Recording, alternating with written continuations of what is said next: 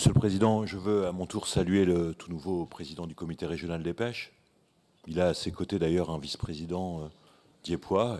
C'est une manière de dire que le comité régional a anticipé la nouvelle Normandie et marche sur ses deux jambes. Peut-être deux, trois mots, puisque le sujet est venu à plusieurs reprises ce matin, sur politique énergétique. Moi, je pense que ce qui fait mal aux politiques énergétiques, c'est quand la logique d'actionnaire s'en empare. Quand la logique d'actionnaire s'empare du nucléaire, alors le nucléaire devient dangereux parce qu'on fait des économies sur la maintenance ou la sous-traitance, sur la recherche, sur le niveau de formation des intervenants.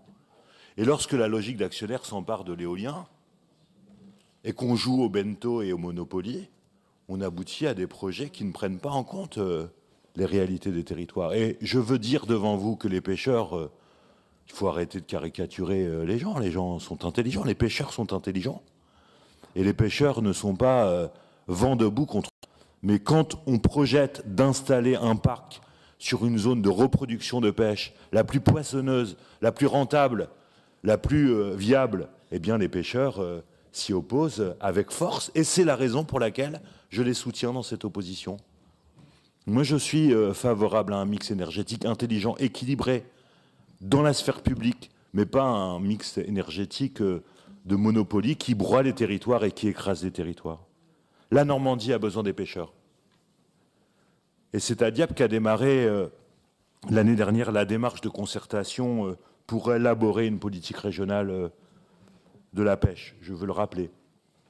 Et je me félicite aujourd'hui qu'elle ait abouti à un plan concret, présenté et discuté aujourd'hui avec des mesures pour soutenir ce secteur et dont nous partageons les objectifs. Je veux saluer d'ailleurs l'ouverture d'esprit avec laquelle la vice-présidente Clotilde Audier a préparé ce travail. Je veux le redire avec honnêteté, la pêche a été trop longtemps délaissée, pas seulement en Haute-Normandie, mais au plan national, où trop souvent ces politiques-là ont été reléguées aux oubliettes. Pourtant, les pêcheurs, ce sont des gars qui vous disent les choses comme elles sont, qui n'ont pas de porte de derrière, qui vous apostrophent parfois avec rudesse, sans préavis comme la vague, mais qui vous respectent pourvu que vous les respectiez et que vous respectiez leur métier.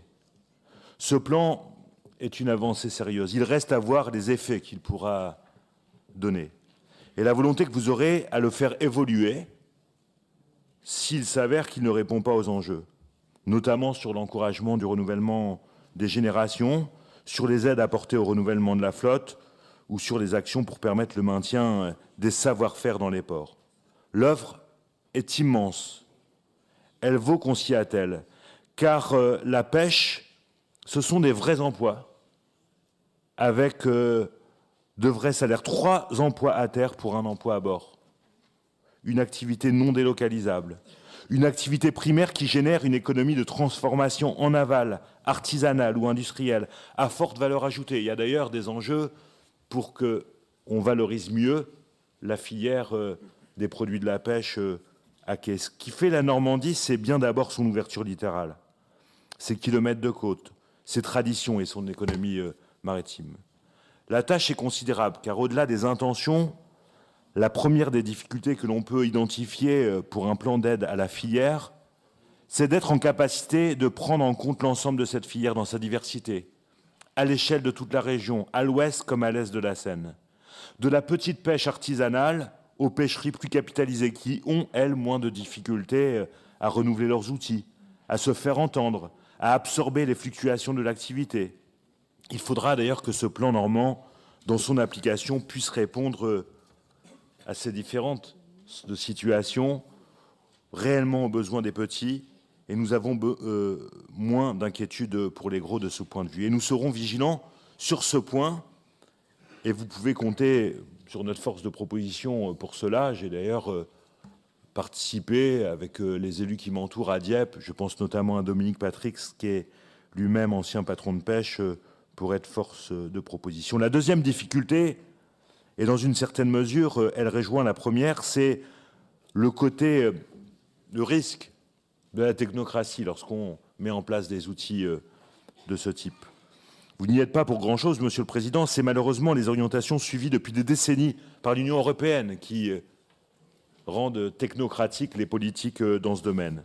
Et les gouvernements successifs qui ne le combattent pas vraiment, et c'est cela qui aboutit à cette situation. Il est presque impossible d'aider directement au renouvellement des flottilles au prétexte des lois de la concurrence libre et non faussée, alors qu'une politique de soutien correspond dans nos régions littorales à un véritable intérêt général. Si vous aidez à l'investissement pour permettre la modernisation des bateaux, on vous tombe dessus.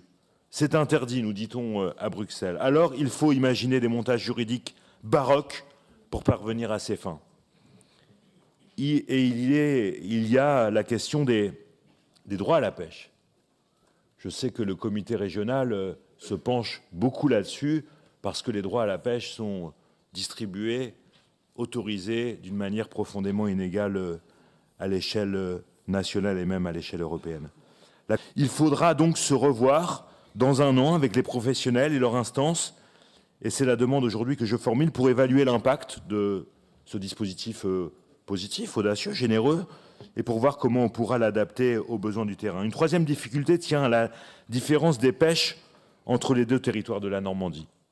Nous sommes au nord davantage dans la monoactivité. Un programme ambitieux devra permettre de venir progressivement à davantage de diversité et d'une meilleure valorisation des produits de la vente.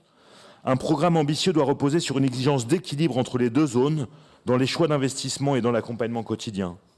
Il serait souhaitable pour cela, puisque vous avez l'outil portuaire et que vous pouvez agir par ce biais, que le port régional de Dieppe s'ouvre à une plus grande écoute des besoins du secteur dans la pêche. Une écoute quotidienne pour jouer davantage qu'aujourd'hui et tourner la page du passé, un rôle de facilitateur au service du développement de la pêche dieppoise. Je profite de notre débat pour élargir la discussion au-delà du cercle de cette Assemblée, de notre collectivité et de ses compétences. Il y a urgence à rappeler haut et fort aux pouvoirs publics nationaux, il ne faut pas les suspecter a priori de porter atteinte au milieu marin, qu'ils en sont même les meilleurs garants. Pourquoi ce message? Qui n'habite pas un port